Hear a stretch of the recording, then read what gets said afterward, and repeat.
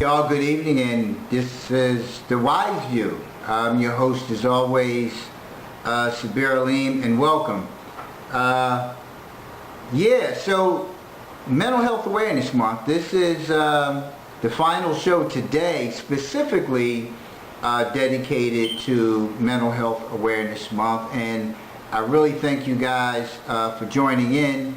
I really thank you for reposting some of the posts that I had put out earlier this week, well, this month altogether, on mental health awareness, because it's certainly something that we need to talk more of. People are suffering in silence, man. That's just a reality, and most of it has to do with the stigma. The stigma. When you tell someone that they have a mental health disorder, or even better, that they have a mental illness, it's hard to say. It really is, man. It's hard for me, right, to grasp that on some days. I'm just going to tell you, straight up, I understand it. I've gotten counseling throughout the years about it. I've learned a whole lot about it. But when you say that you have a serious and persistent mental illness, the first thing people do is they capture within their mind some insane person, some person strapped down to a gurney, some person, in one of those white coats, the ones that they wrap your arms around you and you can't move. That's the first thing people think of. But mental illness goes way, way, way, way back. We just dealt with it a whole lot differently. And it often brings to mind, when I'm talking about it, I ask people, I say, do you remember how you used to go with certain family members' houses?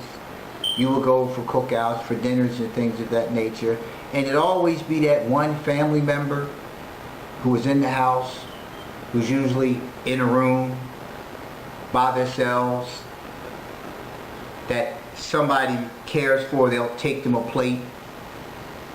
They'll look after them. They'll go to the store for them and make sure they have everything that they need. And the first thing they tell you is, don't go in there. And they create this fear of this person. And you're afraid to go talk to Uncle Bob. You're afraid to go in there and talk to Cousin Mary, because they keep telling you, don't go in there. Just let him alone. He's all right. And usually that person is all right. They're usually all right not being bothered in a lot of capacities, but they're not all right just being isolated from the rest of the world and treated like they're lepers or something. And that's how mental illness has typically been treated, because people don't want to believe that they too suffer from something. And I'm going to say this over and over and over again. You can't exist in this life without being exposed to series of events that greatly impact your psyche. Every time you watch the news, what do you see? What are you hearing about? Every time you pick up the newspaper, what are you reading about? Every time you're having a conversation with somebody, what are they talking about? How many households are single parent driven? That's Trump. How many people have had failed relationships of any capacity? Whether it's boyfriend and girlfriend, husband and wife, whatever it is. When you're exposed to this life, things always happen, and things affect all of us differently. Things affect all of us differently, and nobody wants to have that conversation. We're imperfect created, but yet we seek to be perfect, and we seek perfection out of other people. And we don't see anything wrong with even that thinking. That's what us clinicians call a cognitive distortion. How do you think that people are going to be perfect? How do you think that people are going to do everything that it is that you want them to do? How you do it? You want people to talk the same way you do. You want them to eat the same things you do. You want them to believe the same things you do. We practice the same religion, but you want me to believe it your way. And the list goes on and on and on and on. It's not reality-based thinking, folks. It just isn't. And it's not to say that all of us don't do it, because we do. We set ourselves up. We play the Jedi mind trick on our own selves, and we blame somebody else for not ascribing to that same thinking. It's a terrible thing. Remember that commercial, "A mind is a terrible thing to waste"? And it talks about going to the library, reading, learning, feeding the mind information that's relevant to your condition to help you prosper, to move forward in life. Remember that commercial? Well, many minds are still being wasted. Many minds are being wasted. And we haven't even gotten to the discussion about the disorder yet, but many minds are being wasted because they're stuck in a place. They're stuck in a place that they can't get out of. And a lot of times people will tell, folks, listen, just stop doing this, just stop doing that, just move on. And it's not that simple for any of us.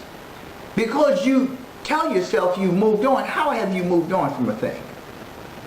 Because you avoid thinking about it? Well, that's avoiding. That's not a proper way of bringing resolve to a condition. That's just you avoiding it. But what do you do when it comes up? You try to avoid it. But you can't always avoid it. You can't. Why can't you always avoid it? Because it's the reality. It's going to happen in life. But sometimes people spend their lives trying to change other people. Newsflash. Ain't going to happen. You're not going to change anybody. You don't even have the power to change yourself. You can stop doing some things. You can become aware of some things. But at the end of the day, even line dancing consists of having somebody to the left of you or the right of you.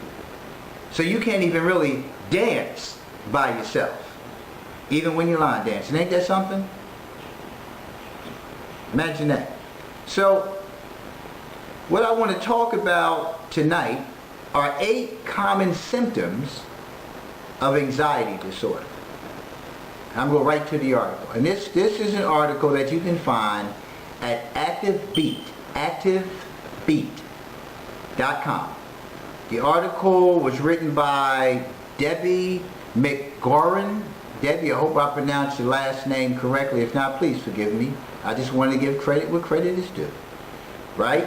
Now, the title of this article is 8 Common Symptoms of Anxiety Disorder. Common symptoms. And when you talk about 8 common symptoms, these are symptoms that you will find prevalent in most people who have anxiety disorders. And establishing the commonality is another thing that's important. I'm sitting here sweating, y'all. I just jumped out of an ice cold shower because I had to bring down my anxiety. Yeah. I had to bring down my anxiety. And it wasn't because of doing this show. It just happens. No thought popped into my mind. It just happened. And that's what anxiety does. But there's a commonality. And what's important to understand about a commonality is that you have to understand that there are others that experience the same thing. And there are others who have found a successful way of dealing with those symptoms. Some of us have found what we thought were successful ways and found ourselves with another dilemma. But we're going to talk about that tonight as we go on with these 8 common symptoms of an anxiety disorder. So let me go to the article. Everyone has periods of feeling anxious in their lives. This could be due to starting school, a new job, getting married, or visiting the dentist. People can feel anxious during times of stress in their lives. This is normal and to be expected. Once the stressful event is over, the anxious feelings disappear. For some, however, they find themselves incapacitated by anxiety even in the absence of any stressful life events. They feel as though they have no control over how their body is reacting and aren't able to function in their day-to-day lives because of this. Let's take a closer look at some of the symptoms of anxiety disorder. Okay, number 1 on the list, excessive worry. Well, let me go back for a minute because I want you to first understand this here. It says, for some, however, they find themselves incapacitated by anxiety. And typically when people think about somebody being incapacitated in some degree, they think, well, you know, they don't have a limb, they don't have the ability to see, they don't have the ability to walk, they're restricted in some sense. Now I want you to look at a disorder such as anxiety and take this definition I'm about to give you and attach it to this disorder. To deprive of capacity or natural power. To deprive of capacity. Meaning that at some point, and at some points, you are able to perform certain things. That's your capacity. You function in this capacity. Anxiety takes that away. It reduces, it limits, it impedes, it just ceases at times your ability to function in the normal capacity. The second part to that is natural power. Natural power. The human being is comprised of nothing but chemicals. Nothing but chemicals. The disorder is a chemical imbalance. You have to understand that. That's why you are typically prescribed medications. Okay? So, I want you to be very clear on that. You have to be.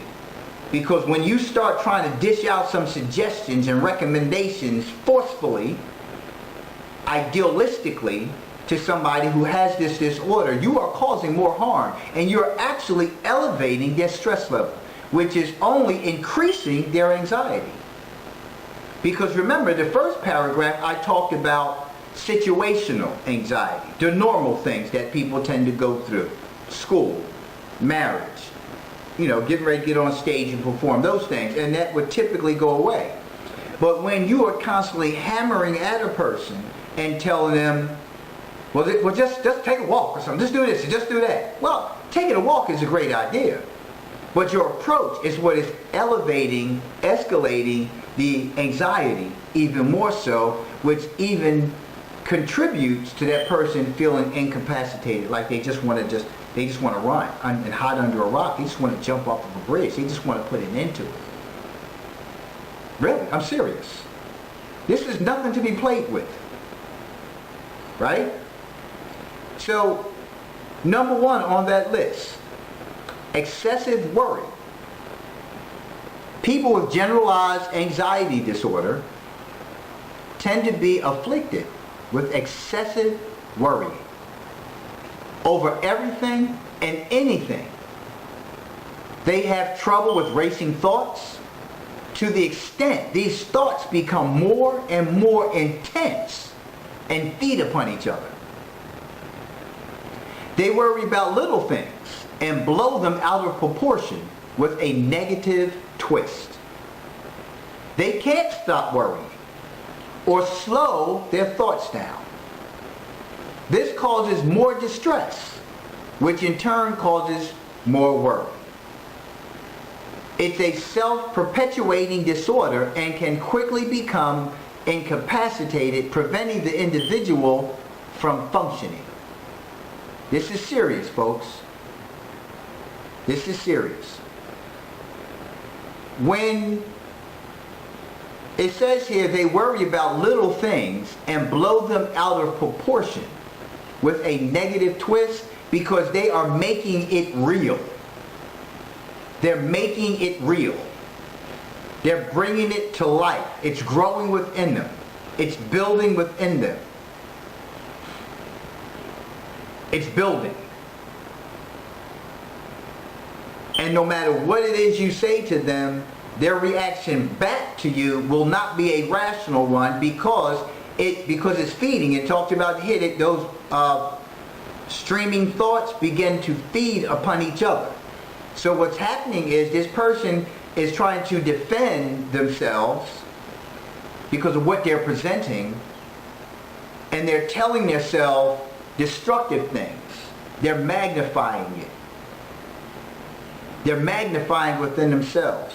So no matter what it is you say to them, they're going to come back at you with something real negative. And you're going to ask them, why are you thinking like that? And they can't answer the question. They're just reaffirming within themselves that this thing is real. That it is. It's serious. No, they're going to come here and this is going to happen and that's going to happen. I'm telling you. They have no evidence to support it. They have no evidence to support it because it's in their mind. It's an emotional buildup. It's a hormonal imbalance, and we're going to talk a little more about that. But it's an imbalance that's happening, and the more and more stressed they become, the more they become more distressed, and they can't handle it. And when they can't handle it, it goes from the point of immobilization, incapacitation, to anger and frustration, and they begin to say and do things that they don't mean to say and do. They said and did them. They're held accountable for it, but it's like they can't stop it. And we're talking about somebody who's not been to counseling, somebody who's not had any kind of medication, no nothing. Just an everyday person without meds, without, any kind of assistance. Because these are symptoms that the person has to be looking for. These are the symptoms you have to be looking for within yourself and others, and understanding others' condition. It also says here they can't stop worrying, and they can't slow down the thoughts. They can't stop worrying or slow down the thoughts. They just keep going on and on and on and on. And it's not one thing particular. The thoughts just keep going on and on and on. And again, it was talking about those thoughts continue to feed on each other. It's one thought after the next, after the next, after the next. And none of it is positive. None of it is positive.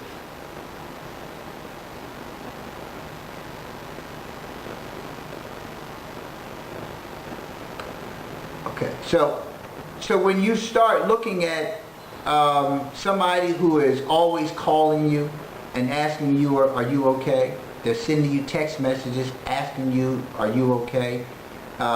Did you get there yet? Well, are you almost there yet? And it becomes bothersome.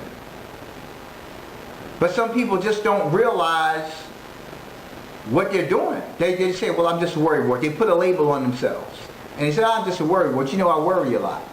But they don't look at why they worry so much. They just label themselves as a worrywart. That's all. I worry. I'm just worried about you. I just want to make sure you're safe. Because what they have done, right? They have convinced themselves that it's something other than what it really is. Because they haven't identified it. And typically, a lot of times people don't recognize and realize things until you tell them. They really don't.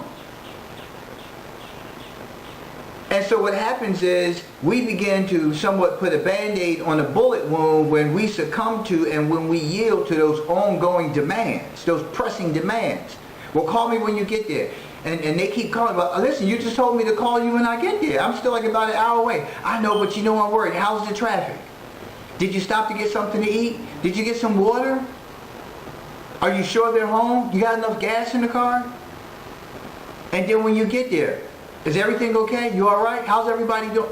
It just goes on and on and on because the thoughts just keep piling up on each other, But then they're also thinking about, I got to call the job.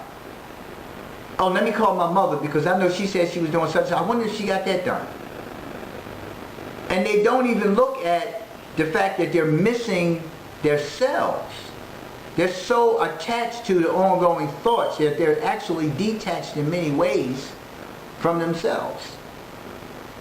My experience with that has been that early on I used to have these thoughts of impending doom. Like everything was always like something else was about to happen. I'm sweating like I don't know what, y'all. You gotta forgive me.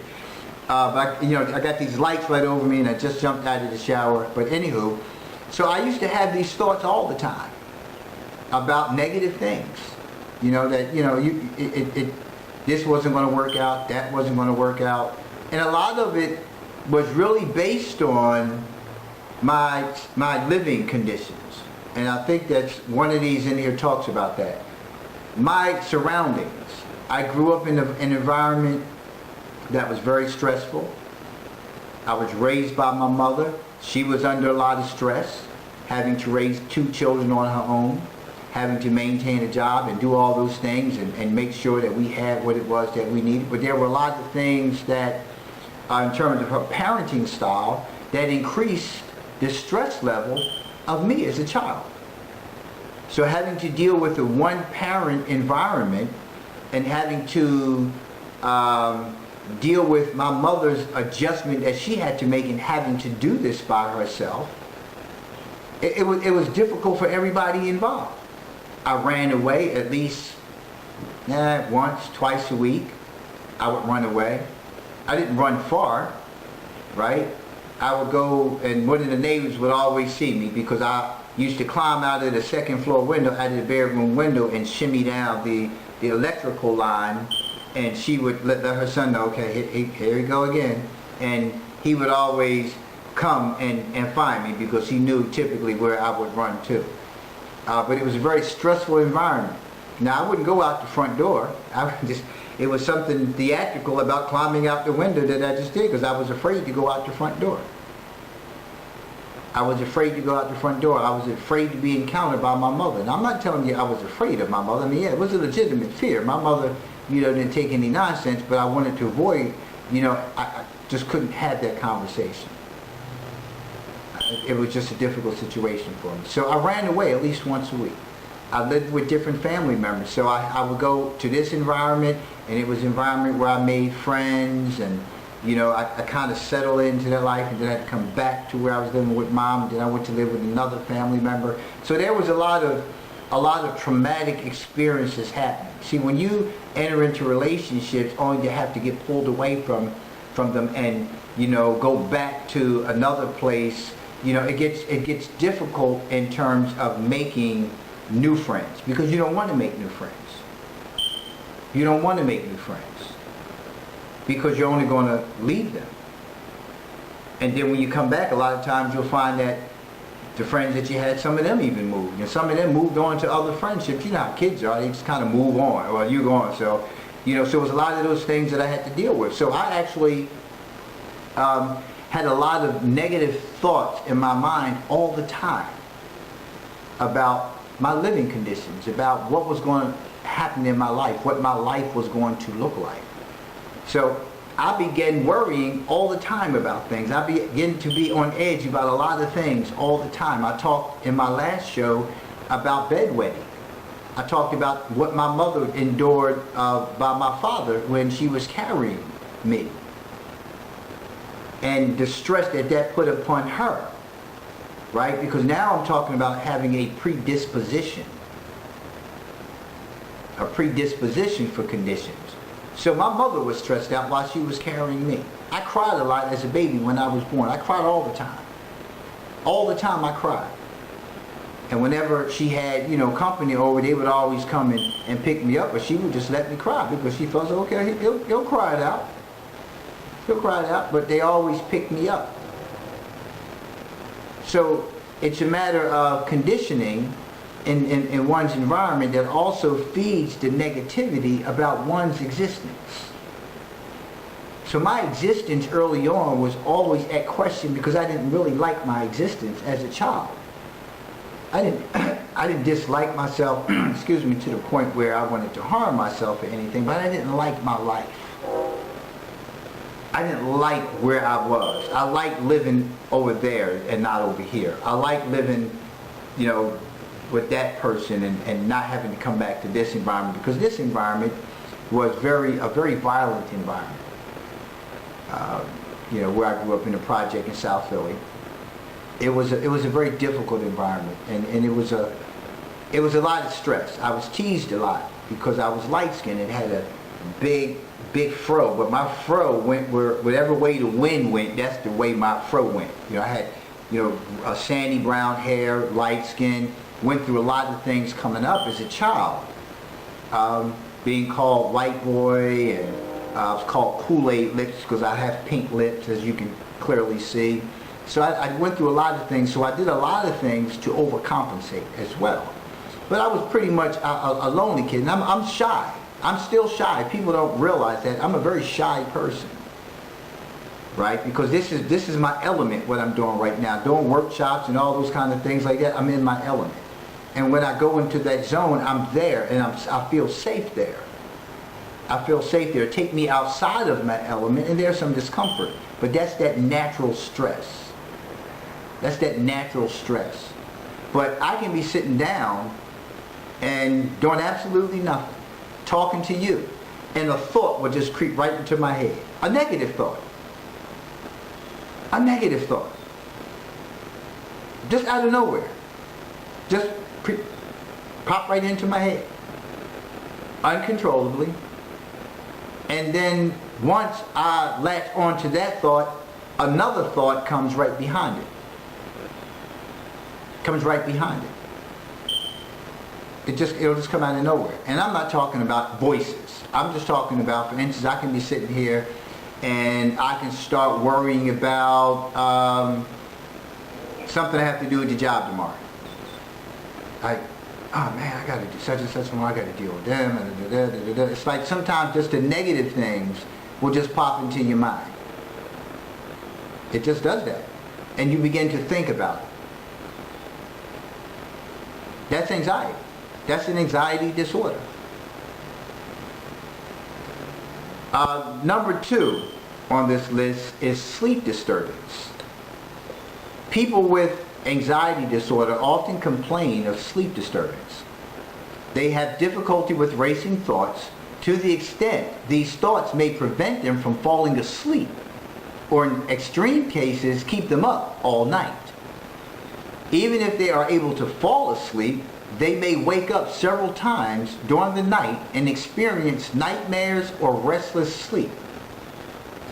They are often physically exhausted. Sleep deprivation makes them more prone to physical illness, weakens the immune system, and interferes in their mental acuity, which can be required for work and to problem solve. So I can tell you that I go through cycles of insomnia. Yeah. So it can last anywhere from 1 to 2 weeks, where, just like it says here, I will not sleep through the night. I'll get into bed, now people know me, I go to bed early. I'll get into bed at 8 o'clock. And the reason why I get into bed at 8 o'clock is because I want to settle down from the day. I don't want to just jump into bed and try to go to sleep. But the other thing is, I try to make sure I turn the television off about an hour or an hour and a half at the most when I'm ready to fall asleep. When I'm going through my periods of insomnia, I won't fall asleep until 10, 11, sometimes 12 o'clock. And I'll fall asleep and I'll wake up probably an hour, hour and a half later, sometimes 2 hours later. And I'll just lay there. And I'll fall back to sleep. And I'll wake up again. And I'll do this anywhere from 1 to 2 weeks. I'll go through this. Yeah. I don't take any medication.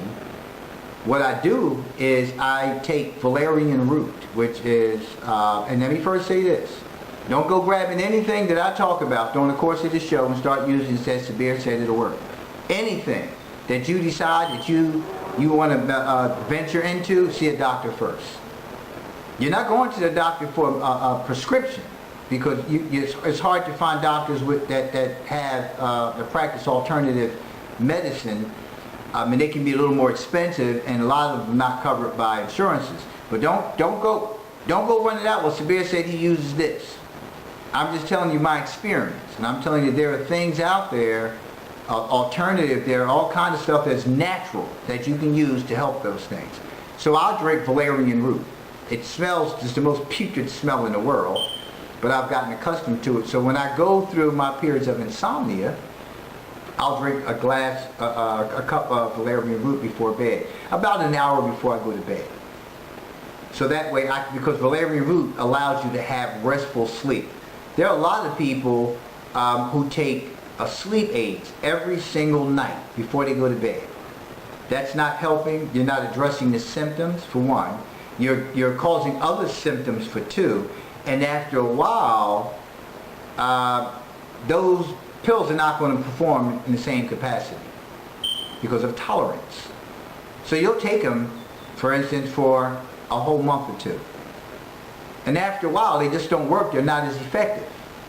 So you still find yourself back in the same position all over again, and sometimes people begin to take more. And that's how people wind up overdosing on some things. And that's also how people end up addicted to some things. Yeah. I had my bout with substance abuse. April 17th, 1994 was a wrap. I ain't been back that way since. But what I'm saying to you is, you have to look at your sleep patterns. You have to look at, if you're not getting restful sleep, what are you doing about it? Many of us are walking around with insurance in our pockets. We pay out of our paycheck. It comes right out. Every pay period, and we don't even take and go to the doctor to get things checked out. I haven't been to a doctor since I moved to Florida. I'm not embarrassed to say it. I'm ashamed that I haven't been to the doctor, because I'm a person who would go to the doctor at least twice a year to get full blood workup. Full blood workup. So I can find out what's going on. You need to know what's going on with you, because what happens is people just act like it's nothing. I'm just a little stressed, so I'm just going to have a drink. I'm just going to go get me, a shot of some vodka, some rum, and go ahead and I'll fall asleep that way. Okay. What happens when you start doing that every night? What happens when the bottle sits by the bed, sits on the nightstand, sits on the table next to you, and that's all you do is drink, drink, drink, drink, drink. To help yourself sleep, to help yourself calm down. Now you're an alcoholic. Now what? That's how it happens, folks. That's exactly how it happens. Don't just mark things off as, well, just been a stressful day. Maybe I drank coffee 2 days. You know what? I drank that Coke later in the night, and I shouldn't have drank that. You start finding all kind of things and say, no, maybe it was this and maybe it was that, but that's what you have doctors for. But I did all those things too, without even thinking, without even knowing anything about, mental health conditions, different disorders. I was doing all those things before all of that. And that's why I'm doing this show tonight on mental health awareness, because you have to understand that there are things going on with all of us in some capacity. because this ties into depression as well. Anxiety disorder and depressive disorders work hand in hand. Yeah. Yeah. They do. They work hand in hand. They're often physically exhausted. One of the things that I do is I come home and I go to bed early. I get into bed early. I don't get in there to go to sleep. I'll turn the television on. I'll come home, for instance, if I wasn't doing this show tonight, I would sit down out on the patio, or if I was down at the beach, I'd stop at the beach, smoke a cigar, come on in, take my clothes off. If I got to fix some food, for tomorrow or tonight, I'll fix something. I'll go ahead and put it on low, whatever it may be, so I have food for tomorrow. Yo, I'm sitting here sweating. Y'all gotta forgive me. I'm soaked, y'all. This isn't. It's embarrassing. But I gotta move these lights back. These lights are really on me, but it's cool. Well, no, it's not cool. It's hot. But so what I do is I'll come in and I'll take my stuff off and I'll go just get in the bed. Get me a glass of juice, glass of water, and go on upstairs. And I'll just chill. I'll get right on into the bed and watch television and relax. What I've been doing of late is I've been putting music on. Yeah, I've been putting some music on. I love listening to music. So I go on Pandora and I find one of the stations I want to listen to. They even have sleep music on Pandora. Every night I'm listening to some naturescape. I love the water, as y'all know. So I'll get beach sounds, I'll get rain sounds, and I'll put that on. And I won't turn it on low, because one of the things I learned was that if I turn it on low and my thoughts get to racing, right, I'll be up all night just like in thought, because I'm a thinker as well. So that, coupled with having an anxiety disorder, it's nerve-wracking. But I'll turn the naturescapes on, and that way I focus on the naturescape. I listen to the rain, I listen to the ocean, and that's what I focus on. I breathe slowly. I have shallow breathing anyway. If I could swim, I'd be terrible. I'd be a terror, because I have shallow breathing. And my doctor asked me, was I a runner? They thought that I was like, a marathon runner or something, because my breathing would be so low that you might have to check on me to see if I'm breathing, right? But I'll drink, like I said, I'll drink the valerian tea. I go to bed early. I also, and I'm saying this to men, I also go to Bath and Body Works. This is not a plug for them, but I go to Bath and Body Works and I get those linen sprays. I get the sleep spray and I get the stress relief spray. And I spray my linen. Yeah, I spray my pillows, flip them on both sides, spray my pillows, spray the top part of the sheet or the blanket, right, the part that's closest to my nose, so I can inhale it. I use that. I use, and I'm talking about aromatherapy. I use the stress relief lotion. I use the sleep lotion. I use the candles. I use all of those things. So I can create an environment for myself where I can woosah. I can just relax. I can wind down. It takes time to understand this, but you have to first understand what your condition is and the symptoms related to your condition. Then you have to talk to a professional. People have, especially black folks. Black folks have issues with counseling, period. Marriage counseling, substance abuse counseling, mental health counseling, any kind of counseling. You just got to get out of that, man. You really got to get it out of it. Get out of it. Because listen, you can't do everything on your own. That's why it's people out there credentialed, that do this kind of work. And I know it's a whole lot of you out there thinking, well, your thinking is, well, they're credentialed, but I know just as much as they do. Come on. That's why you're in the predicament you're in. Because you think you know everything. And you look at your life, and your life is a damn mess. So I do those things, right, to help myself come down, to relax. And I don't drink the valerian root all the time, but when I'm going through those periods of insomnia and I can't get a grip on it like I want to, I do pretty good with it, I'll just drink some valerian. There are a lot of sleepy time teas and things out there that you can get to that are very good for you. There are a lot of natural remedies out there. I go to Penn Herbs. Penn Herbs is in Philadelphia at 2nd and Spring Garden. They have very knowledgeable people in there who can help you. You know, you go in there, you tell them what it is that you're dealing with, and they'll tell you, you know, some of the things that you can use. But go to a doctor too, especially if you're already on medications, right? Especially if you're already under a doctor's care. Don't just go grabbing something out of one of those natural places and start putting it in you, because it may have a counter effect with what it is that you're prescribed. So have that conversation, but most importantly, have the conversation with your doctor about sleeplessness. Let your doctor know that. Let your doctor know that you have these racing thoughts and they just don't stop and they just go on and on and on and on. No, you're not crazy. You're not crazy. You have a disorder. And it's okay. It's okay to have a disorder. And if anybody tells you otherwise, tell them to, well, in a nice way. Just going about your business. Excuse me.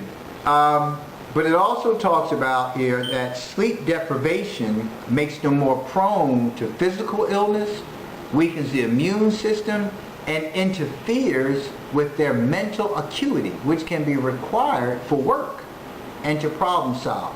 It's real important to understand the need to get this under control. You ever work with some people, you know, and you be like, why is she so loud all the time? Why is she complaining all the time? Why is he always going through this? Why is he always calling out this, that, and the other? But you look at them, right? And you can see that they're unraveling. You can literally see people unraveling. And a lot of time it's because first thing is they haven't identified the fact that they have some challenges going on that they need to address. The other part to it is that they're going through some challenges and they're using the wrong things to try to get it under control, which is only making them more of a mess. But it impacts every area of your life.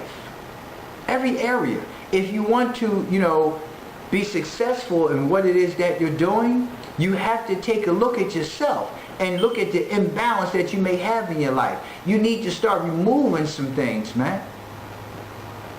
You need to start removing some things.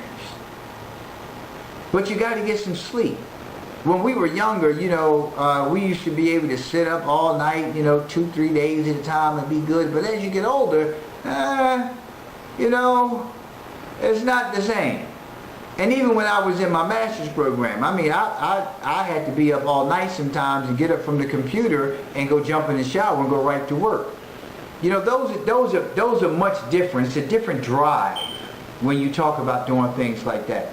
But when you're in this condition with this anxiety disorder and you can't sleep, it can drive you nuts. It can drive you to the point, man, where you just want to bang your head up against the wall. I want to go to sleep. And then you got to go to work the next day and you got to hear that woman yelling and screaming with the attitude all day long, and it just makes you more irritable. And the more irritable you become, the less you perform at the capacity. Remember, capacity, natural power, those things get affected and you don't perform in the way you used to. And everybody around you begins to see it. And what it is the fact that you have an anxiety disorder. In some cases. That was sleep disturbance. So number 3, for those of you who may have tuned in because I can't see who's on Facebook and I can't... Hey, King, what's going on, King Von? I can see some people on Instagram, but I can't see Facebook because I'm not looking at that page. So if you tuned in, we're on activebeat.com and we're talking about 8 common symptoms of anxiety disorder. And listen, let me tell you something. It took a long time, man, for me to come to grips with the fact that I have a mental disorder. Yeah. Even when I got clean, it wasn't a whole lot of people in the rooms talking about mental health. I began to talk about it after the first time I went to counseling. You know, I went to counseling because I wanted to find out, like, why do I keep having this gnawing? Why was it because I stopped getting high? And the therapist said, well, part of it is, yeah, because you become dependent on that. That was your way of problem solving. And, you know, we went into a whole bunch of other stuff, but I think I went to her for about 14, 16 weeks. Wonderful therapist. She taught me a lot of things. She taught me this technique, and I'm going to give it to you. You take one of those tea light candles, and you sit it in front of you. And the room has to be dark. It's the best way to do it is in a dark room. Or just draw the shades. And you light the candle, and you sit there, and you stare at the candle as long as you possibly can, without blinking your eyes. Just stare at the flame. Just stare at it until you can't stare anymore. And don't blink, just close your eyes. And when you close your eyes, you look for the flame. And what happens is, when you close your eyes, you'll see that flame. And it'll look like it's real far away. The exercise is to begin to move that flame. Yeah. And what she taught me was, and what I experienced was, what she told me was that during that exercise equates to hours of sleep. I forgot how many hours, but hours of sleep. Because you have shut down everything and your only focus is on that light. And that's all you're doing. You're sitting there, and I'm sitting there the first time, I was like, okay. All right, there it is. I see it, yeah. And now she said, see if you can move it. I couldn't move it. So it's an exercise that quiets the mind, that stills the mind, that keeps the activity of the brain from putting you on overload. Yeah. And it works. It works. And it helped me become more and more restful.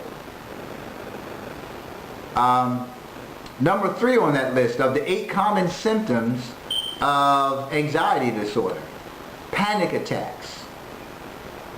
People experiencing extreme episodes of anxiety may also experience what is referred to as panic attacks. These can be terrifying episodes in which the individual may experience symptoms similar to those of cardiac arrest. Their heart and respiratory rates increases. They may have difficulty breathing and feel as though a heavy weight is on their chest, and they may break out in a cold sweat. My sweat is not cold, it's hot. Medical tests will prove negative when individuals are in fact experiencing a panic attack. Isn't that something? Medical tests will prove negative when individuals are in fact experiencing a panic attack. Yeah. You ever see anybody go through a panic attack? Y'all, for those of y'all up in Philly, y'all ever been to, what was that, the Academy of Natural Sciences, where they have the heart, the Academy of Natural Sciences or Franklin Institute? One of those places, but they have the heart, right?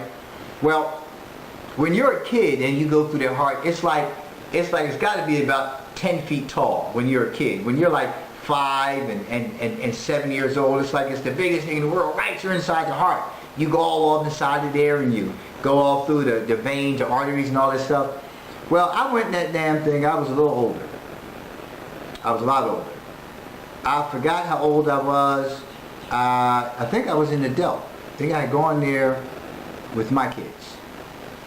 And I went inside that damn thing, and it was nothing like it used to be as a kid. That thing felt so small. I had little kids behind me. Mister, hurry up. Mister, move. Mister, come on, mister. We got to get through. Mister. Listen, I couldn't move. I could not move. It felt like the arteries were closing in on me. I could not move. I was telling kids, move. I'm yelling at them, now move. I got to come back. I got to get down. Move. Y'all get out of the way. I had to get the hell out of there. And then the kids, they thought it was hilarious.